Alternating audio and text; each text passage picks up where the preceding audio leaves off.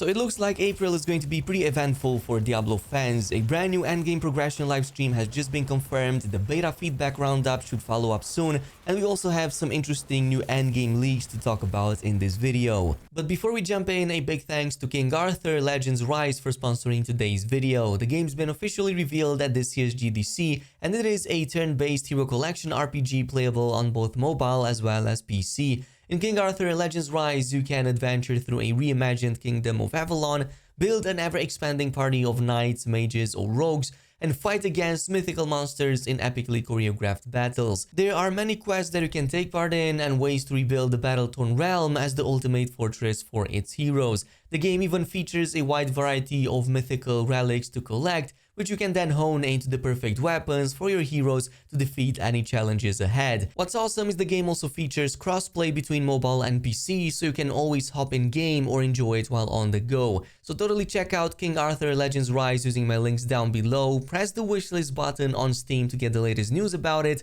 or check out the open beta on Google Play starting March 27th, and I'll give another big thanks to the team for sponsoring today's video. Starting things off with the next developer update, the global community director confirmed that there's going to be a planned live stream in April and will also include a special guest. According to the tweet, last developer stream we mentioned that our next topic will be progression/endgame systems in Diablo 4. We expect to also chat about some beta learnings. Looking at their past plans, it's possible they might even post this around the beta feedback summary, which is planned to happen around the middle of the month from the looks of it. According to the same info, Blizzard has been going through all the feedback they've received from the beta weekends and will have an update about what they heard and what's being addressed in a couple of weeks from now.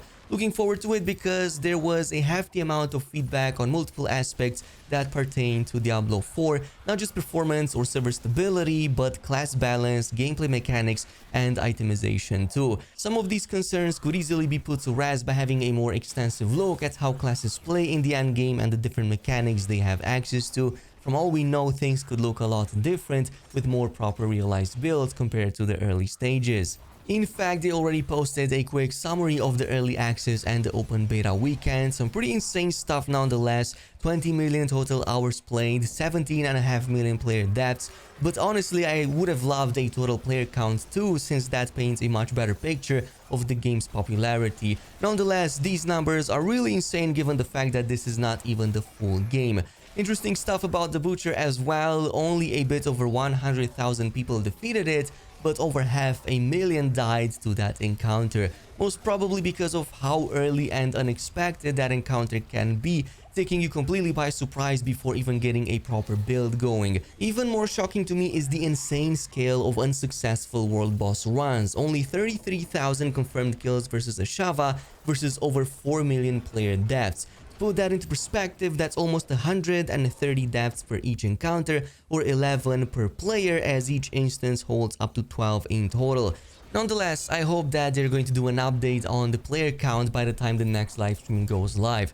Anyway, we got some good news about a supposed missing feature announced last year, which was the skill intensity, and Blizzard confirms it's still actually in the game, though very unnoticeable in the beta. According to Daniel Briggs, it's just that the beta is limited to level 25. There's tons of additional content, especially at higher world tiers.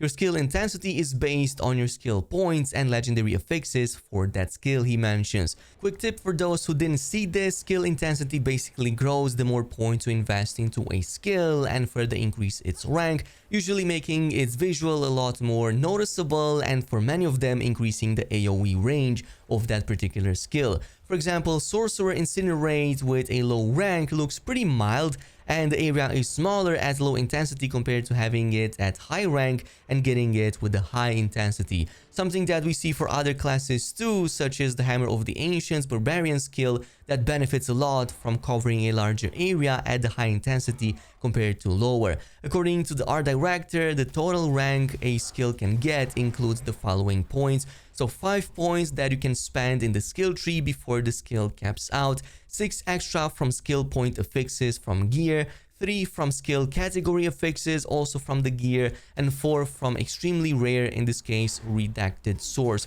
So that's 18 points in total that can further affect one single skill, but it's not the only one, as in a later tweet he mentions that there's other sources that can modify the size of certain abilities, including legendary items, paragon nodes, as well as the glyphs. We've seen how much certain builds can benefit from even one single amazing skill to maximize the damage and clearing potential, so in this case, not only are you getting those benefits, but the skill also looks a lot cooler.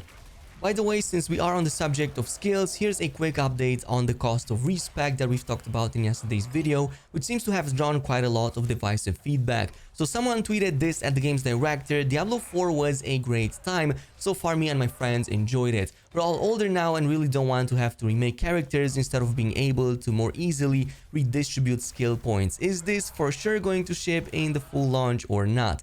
So to which the answer was, it's not prohibitively expensive and we've made it easier by being able to refund a single skill point or the entire tree at once. And that's pretty much it, no further clarification. So it's possible that their previous developer livestream was a miscommunication on their part when they said that it's easier to re-roll a character in the endgame than to completely respec it. It's possible that when they said this, they also factored in the paragon levels, getting the glyphs, and all the other stuff that you do in the endgame that will cost probably in the tens of millions, if not even more, and it might be just easier to re-level a character and focus on a different spec for it. Plus, re-rolling will happen every few months regardless, as each new season introduced requires starting a new character and leveling it up to max just like before, so it's not like you're not doing it anyway. But moving on, Diablo 4 got a pretty interesting leak today, as someone with full access to an endgame build posted this whole map of Sanctuary and all points of interest that they were able to unlock until then. Of course, to not get in trouble myself with Blizzard, as I don't want a lawsuit or anything, I won't be able to show it to you, but if you do a quick search on Reddit or some other Diablo 4 Discord communities, you're going to probably find it. However, there are some really cool mechanics and extra content that was seen in them, also confirmed by official sources before, that I thought were worth mentioning, so here they are.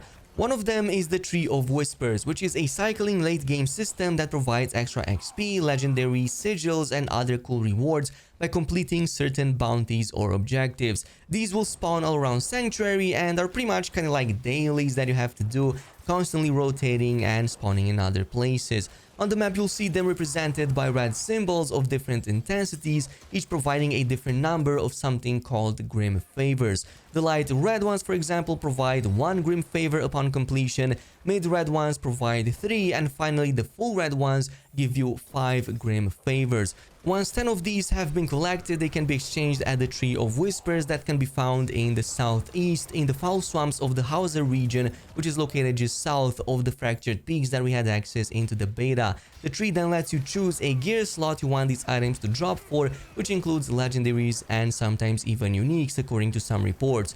One thing to keep in mind is that this mechanic only opens up after a specific chapter in the main quest line, which is why we haven't seen it in the beta until now.